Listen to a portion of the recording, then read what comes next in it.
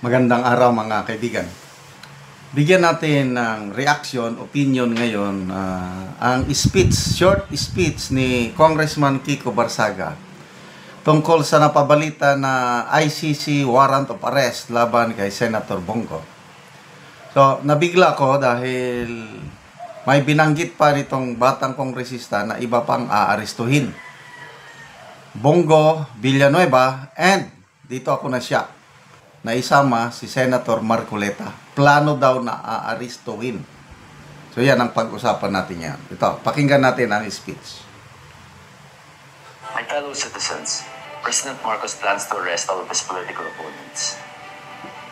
Earlier today, Marcos issued an arrest warrant against Senator De La Rosa, an ally of former President Duterte, which President Marcos is also arrested. But it will not stop there. The Marcos administration also plans to imprison Senator Bongo, Senator Villanueva, and Senator Marcoleta. Marcos has followed in the footsteps of his late father, Marcos Sr., and has started to arrest and kill any politicians who oppose his corrupt government.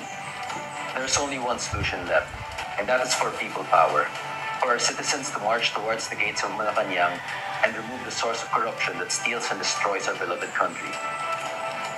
We will ensure that Marcos and Romualdez are imprisoned for their crimes. God bless the Philippines. So, ulitin natin ha. Fellow citizens, President Marcos plans to arrest all of his political opponents. Earlier today, Marcos issued an arrest warrant against Senator De La Rosa, an ally of former President Duterte, which President Marcos is also arrested. But it will not stop there. The Marcos administration also plans to imprison Senator Bongo, Senator Villanueva, and Senator Marcoleta. Marcos has followed in the footsteps of his late father. Okay. So ito, nakakabahala ito.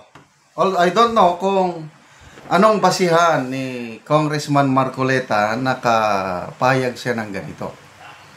I don't know his sources. Plano. Okay.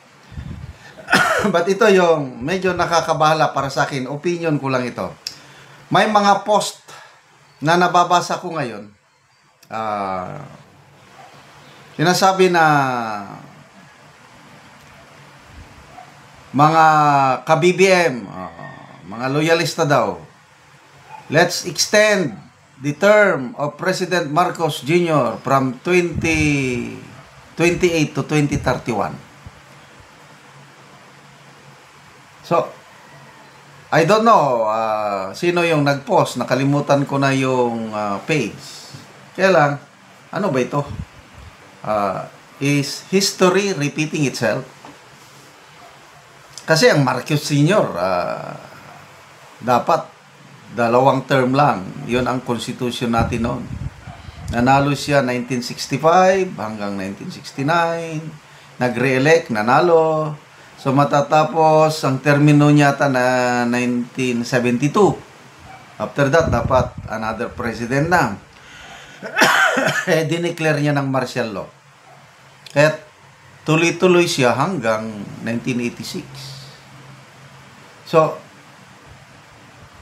anong posibilidad na yung nangyari noon ay mangyayari ngayon? Na ang Marcos Jr. Hindi na aalis sa pwesto kung ano-ano ang gagawin para siya pa rin ang presidente. O, yan ang aking iniisip. Is it possible? Ano sa tingin nyo? So, sana naman hindi.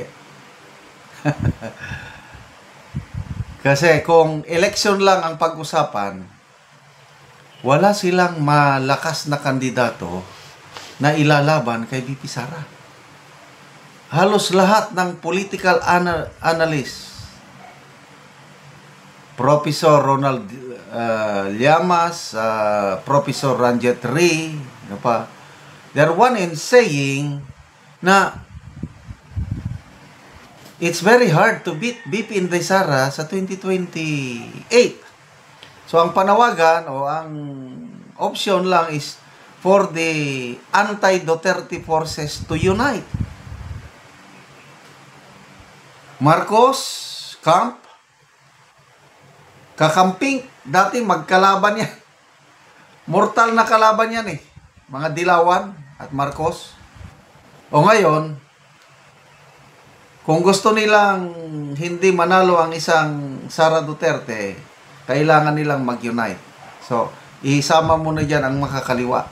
Ang makakaliwa, anti-Marcos din yan. So, pwede pang magsawa, makakaliwa at madilawan. Pwedeng mag-join yan. About itong Marcos camp. Can they manage to unite? Just to fight BP Inday Sara sa... Palagi ko, it's very hard for them to unite. Kaya if they want to stay in power forever, I don't know anong gagawin nila. So, dito tayo sa mga arrest. Expected ko na yan.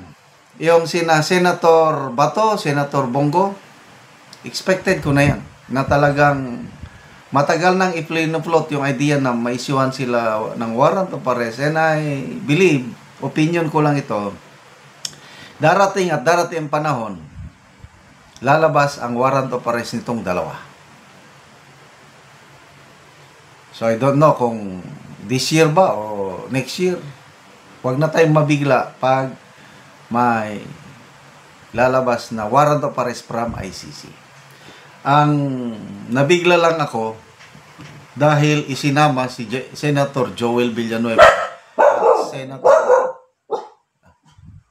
Senator Marcoleta.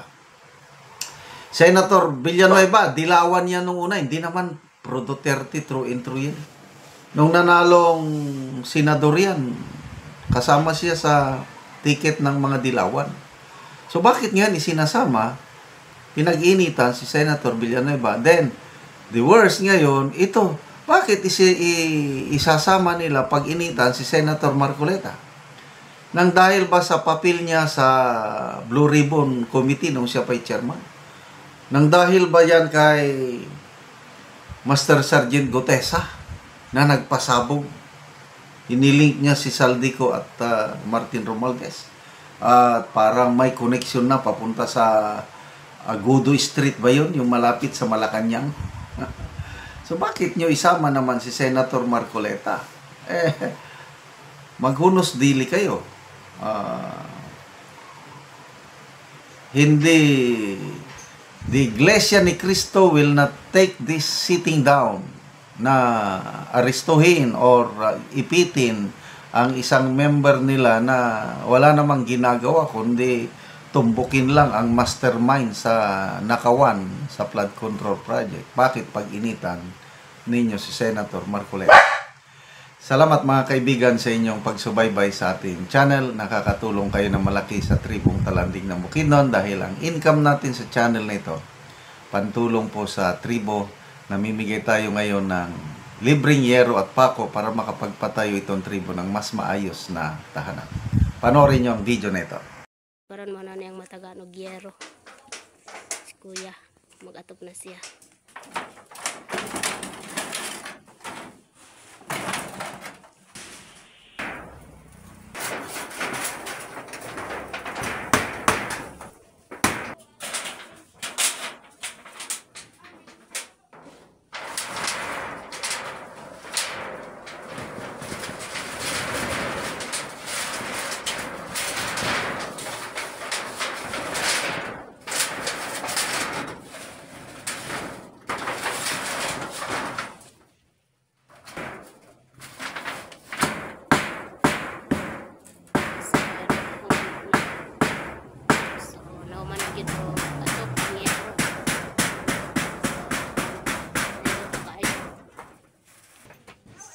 Nagyod o atop ang yero nga balay ni Lola.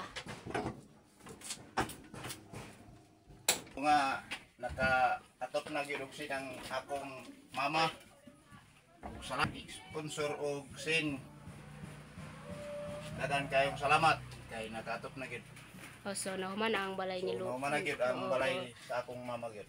Oo. So si Uncle ang nag-atop sa balay. So na kay anak Col. Naa isa. So si Uncle na ay anak na isa. Aya pag naka-atop gyud og giro gyud. So dakong pasalamat ti Uncle nga napulihan na ang yero nga mga kuan daot ka balay ni Lola og siya ang nitabang sa iyang mama. So iyani sa iyang mga balay, so siya ang nagtabang kay si Lola. Wala naman siya ay bana. Ang anak na lang ang nabilin.